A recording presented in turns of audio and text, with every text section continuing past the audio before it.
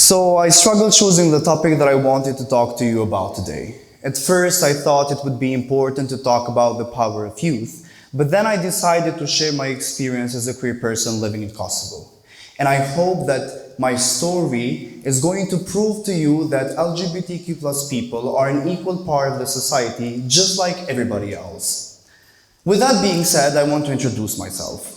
My name is Agon Rexhepi. My brother, my parents, my dog and I live in Prishtina. I am studying sociology at the University of Prishtina, and I'm currently working for the Roma, Ashkali and Egyptian communities on behalf of the organization that I work for. I am a writer, yes, I love poems. I'm a huge fan of drag queens and drag culture, and I definitely love traveling. I also stand up for human rights, I'm gay, and I prefer white wine. So as you can see, there isn't just a specific thing that describes me, right? But in the eyes of others, I'm only the gay guy. The guy who has a mental illness. And the guy who chose to be hated by so many people out there. I mean, don't get me wrong. I love the fact that I'm gay. But I'm so much more than that. I was always a very joyful kid. I remember I would play with a lot of toys and I was very passionate about school. I loved school. And my teacher, I think I was her favorite student. She would always say the best things about me. And each time I would do something good, she demanded I go to every single class in the school and present my work to them. Because she thought that people need to see me. And even though while this was happening, it made me feel very good, because I was the kid that kind of most of the parents would want to have. On the other hand, I started to believe that there was something wrong with me. And that happened because there were the comments that I would get when I go to other classes. He talks like a girl, he moves like a girl, he's this and that, were the comments that I, as a 4th grader, would get at that time. Actually, such comments followed me until the 12th grade, and for some reason, they still do today. And of course, as a child, I didn't know how to manage this. I didn't know what was going on with me, and I felt very, very uncomfortable with what was happening.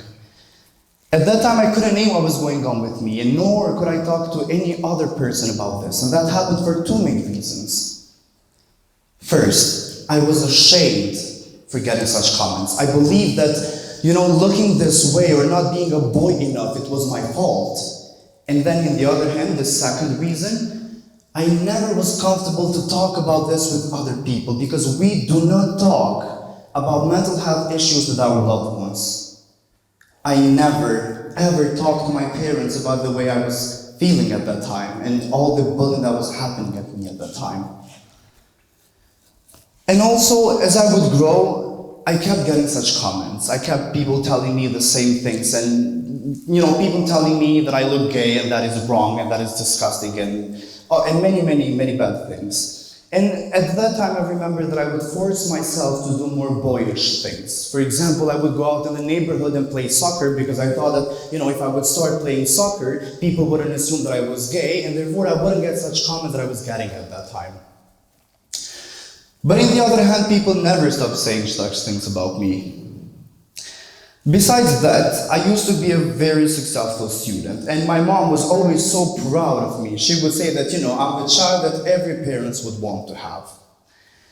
The summer before high school, I finally admitted myself that I was different. I didn't know if it was different in a good way or in a bad way, but I at least admitted that I was different, and I finally found out that I'm not attracted to girls as I should be. There were uncountable nights when I would cry all night long, not having a person to talk about this, not at all. And I would pray to God to change me for better because I was told that what I'm feeling is wrong and it doesn't happen to human beings. I didn't want to admit that I was gay because, as I said, I was told that that's disgusting, that's wrong, that's not what human nature is about. And as I mentioned before, I felt I couldn't talk to anybody about this, and I also felt that I was the only person in the whole world, especially in Kosovo, feeling this way. Because I didn't get to see any queer people living in Kosovo, nor in media or anywhere else. Therefore, I thought I was the only queer person, and only person feeling this way at that time. So when I was in high school, I started to participate in different trainings and activities. That's what best students do, excellent students do, right?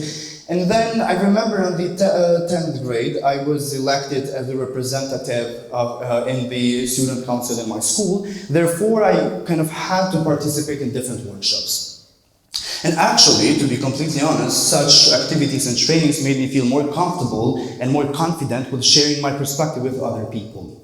But there was this specific training that changed my life forever. First of all, I just want to say that high school, I think for many, many people out there, is a very difficult situation, different period of time. And of course, it was the same for me. And to be honest, I'm still trying to figure it out whether its effect on me was positive or negative. I was in the 10th grade and I attended this workshop about LGBTQ plus rights. And it was the very first time that I got to physically see another person that felt this way. Because as I mentioned earlier, I always believed that I was the only person who felt this way in Kosovo. We would learn more about LGBTQ plus rights, and it felt strange knowing such things. I was afraid that other people are going to know what is going on in my mind. But also, on the other hand, I was so interested to know more about this. I kept asking questions, and I kept, wanting to know more and more and more than that. And then, I'm very talkative, as you can tell.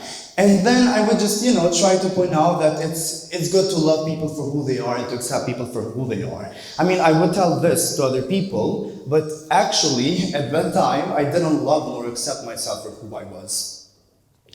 A few weeks later, after this training, a friend of mine that I've met when I started high school came out to me as a lesbian because she said to me I felt comfortable because I could see her empathy during the training.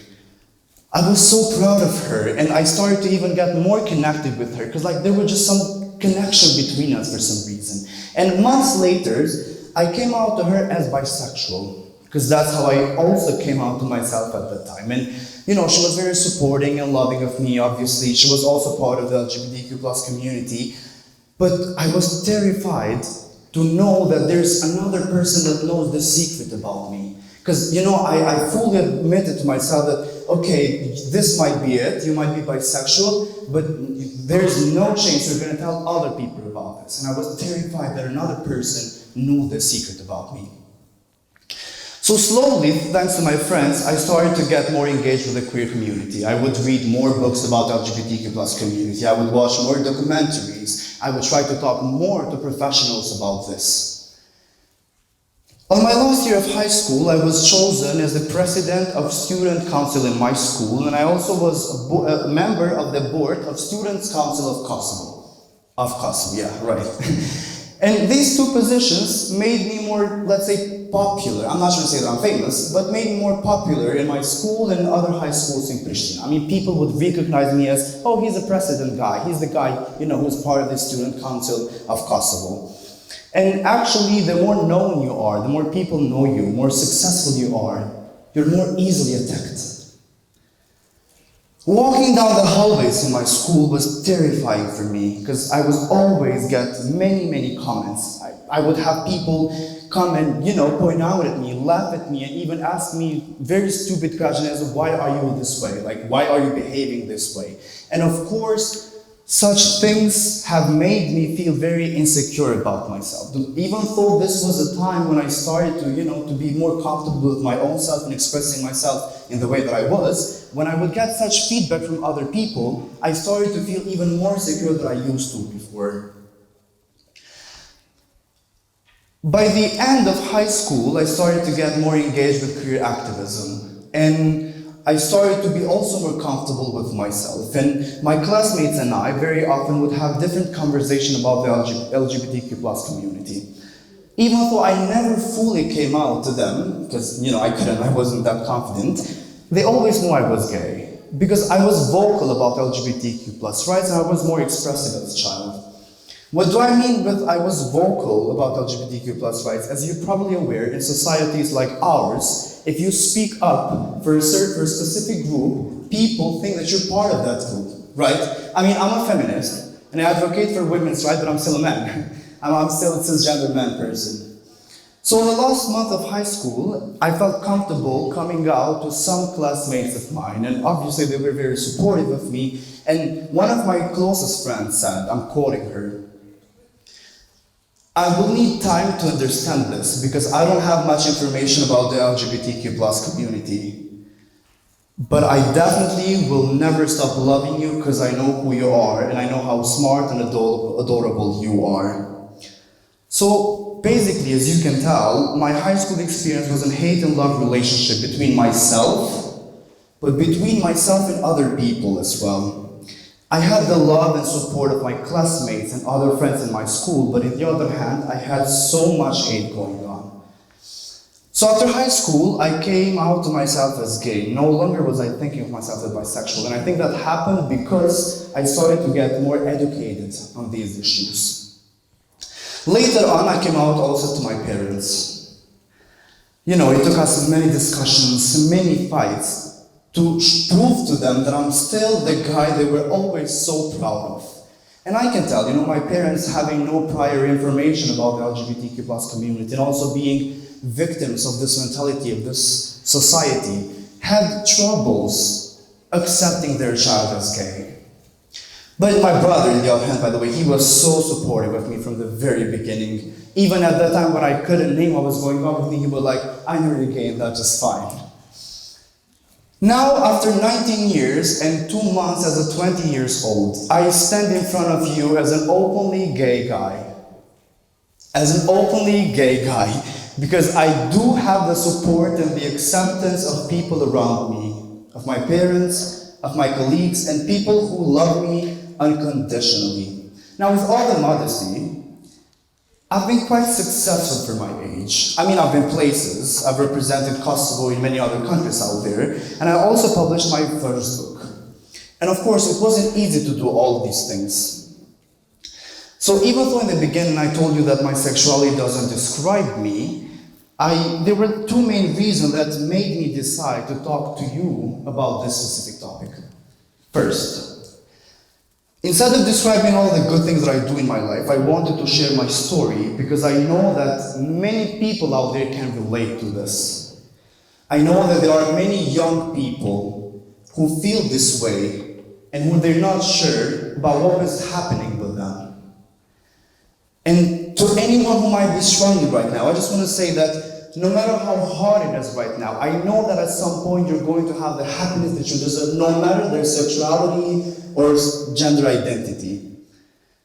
And the second reason was, there is lack of information about the LGBTQ plus community, and you don't get to see many people talking about this topic. And I strongly believe that representation matters. So even though when I was young and, you know, I considered myself broken and wrong and so many other, you know, things at that time, deep down I always believed that there's this brightness in me that people has to see, that the world has to see. And, you know, as I mentioned, I was bullied from the very 4th grade, but I always kind of didn't blame other people for bullying me, because I know the people who were bullying me and commenting me were people who have had many problems of their own, and they thought that hurting someone else is the way they cope with their own problems, with their own pain, with their own feelings. So I just want to say, I want each and every one of you in this room, and I need each and every one of you to know that no matter how many people are going to say bad things about you, no matter how many people are going to expect you to fulfill your expectations, no matter how hard it's going to be who you are, you have to stay true to yourself and to love yourself no matter what, and be accepting of yourself even about things you don't like in yourself.